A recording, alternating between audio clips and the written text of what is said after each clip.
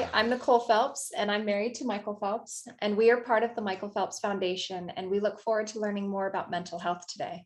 We're asking behavioral health experts what we as parents can do to help our kids grow to be healthy, happy, and resilient.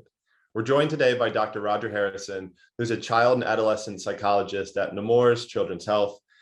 Thank you so much for joining us. I'm excited to hear what more we can do to help our kids. Thank you, and it's a pleasure to meet you both, and a pleasure. I'm excited for the conversation. Our emotions can be overwhelming at times. Having three boys, it's wild. When there is a meltdown or they get really upset, how can we take that step back to try to get them back to a neutral level where they can understand their own emotions, they can process them, or I think there are three opportunities if you imagine that emotional meltdown. The way that we imagine a wave, there's a crest and a peak, and then it subsides. There's an opportunity to catch it as it's building. There's the other opportunity to intervene when you're in it, at the top riding the wave.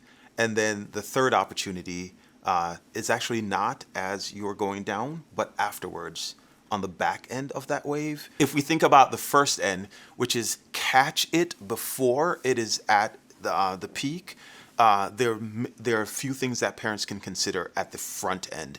So at the front end, I might just interrupt if I'm not at the peak and go, tell me the story. What is going on? Well, I wanted the ball and they took it from me. And then I can go into that emotion coaching approach, which is like, oh wow, so you're really upset because you wanted something, and yeah, and that really hurt your feelings. So at the peak, it really is about behavior management.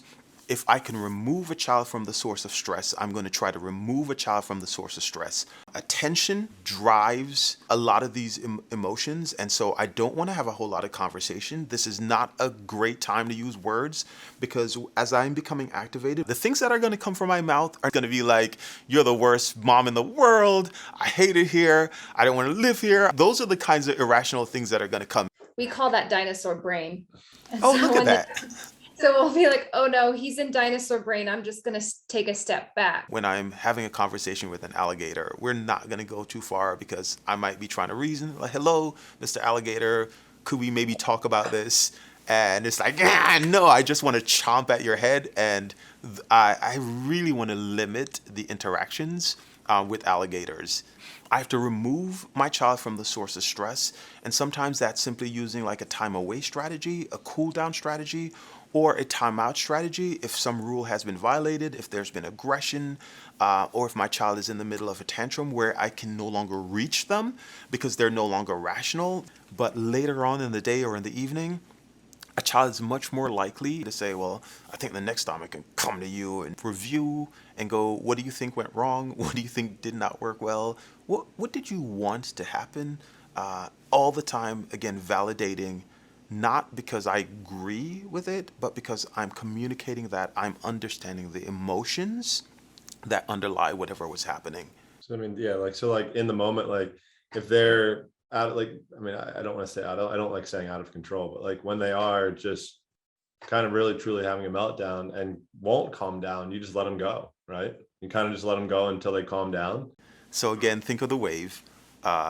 If we're at the peak and it is clear to me as a parent that I am not reaching you with my words, I actually don't want to sustain an interaction. And so we want to limit the amount of time that we spend. It's also communicating another message that says, I really want to talk to you.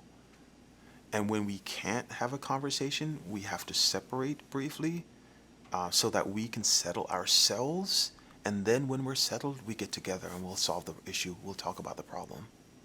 Nice. I didn't even know I was doing that naturally. That's what I do. That's one of my things. Like when I feel like I'm in, or I'm going out of control, like I just need to step away.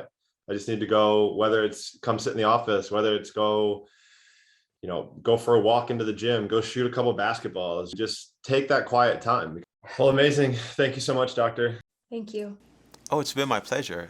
So good to talk to both of you.